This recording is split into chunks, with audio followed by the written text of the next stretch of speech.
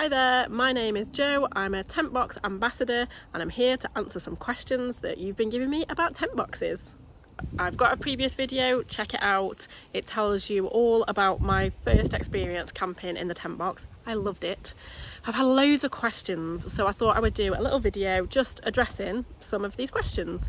So the first thing is, how does it go onto your car? So yes, you need roof rails. It attaches to the roof rails. So depending on what type of car you've got, you will need to either purchase roof rails, get them fitted, find out what works for your vehicle. There are tools online to check this out, or of course you can contact your manufacturer or check in the handbook. So you also might want to join the Tentbox community because a lot of people post about their things. So for example, I have a Mazda 3. If you've got a Mazda 3, I use the Mazda roof rails. I think they're made by Thule. I'm not sure how you pronounce that. Thule. They are one of the brands that people recommend that you can use for all cars. So I would recommend those. But yeah, you need some roof rails and then you attach it to Tentbox. I got mine fitted professionally by a dealer. You can fit it yourself, but it's bloody heavy. So mine had to be sort of craned on. That leads me to the next point. Can it be stolen? In theory, yes. Now, a lot of people add it to their contents insurance because it's an item that you're taking out of the home.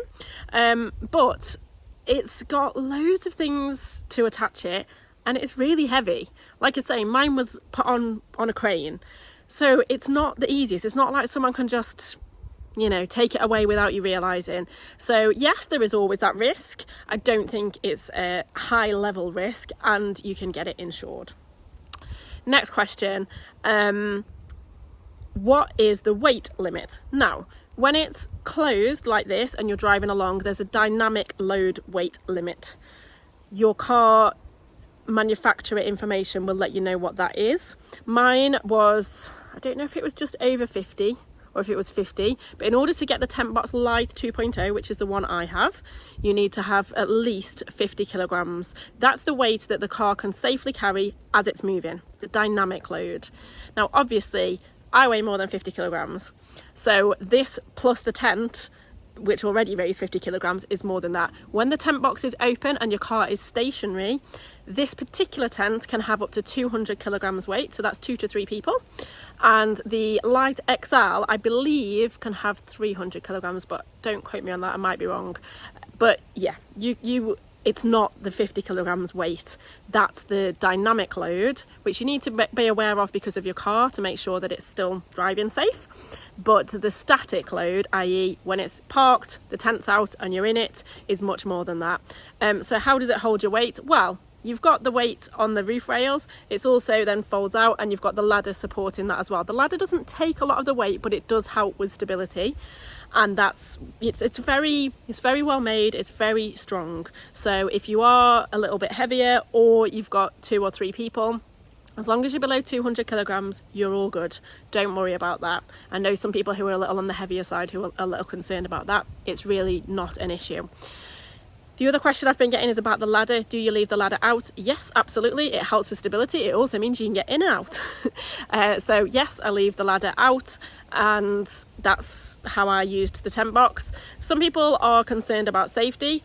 I don't see how it's any different from a tent on the ground. If anything, it's less likely. But yeah, there isn't any security, but there wouldn't be if you were in a regular tent. So I don't see that as a concern. If you don't invite someone into your tent, they're very unlikely to come into your tent. And the other thing on security is, does it set off the car alarm when you move in the tent? Mine didn't. I haven't heard of it doing that. My car was locked and it didn't do that. I imagine, to be honest, the movement is minimal. It's probably about the same as if it was windy. So it didn't impact me in any way. And that was another question that I had. Other questions. How do you find somewhere to camp? You can go to any campsite. You do probably need to call in advance to let them know it's a tent box because different places class it as different things. Some will class it as a tent, some will class it as a motorhome. I think in general it's normally classed as a motorhome because it's your car and it's a home on top of it. But do check. There is a Park 4 Night app, Park and then the number 4 Night app, which I've used. That's how I found out about the place that I stayed at, and I've done some research into other places. There are other apps that you can find places. You can do wild camping, but you do need to make sure that you've got the landowner's permission. You can't just park anywhere. So you do need to be aware of that, but there's plenty of places that you can stay at, and you just need to get landowner's permission, or you can park on a campsite as well. So that's that. I think that's most of the questions, but I just wanted to address those questions in case you came across the video and you didn't notice the comments. There's over 100 comments in that video now, so hopefully this is helpful.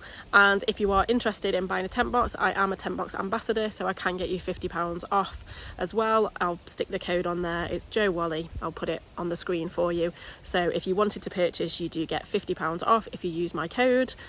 And I think that's everything. I'm still loving it. I'm hoping to get out this week, and if you do have any further questions, please let me know, but I hope this helps you. So thanks very much. Bye.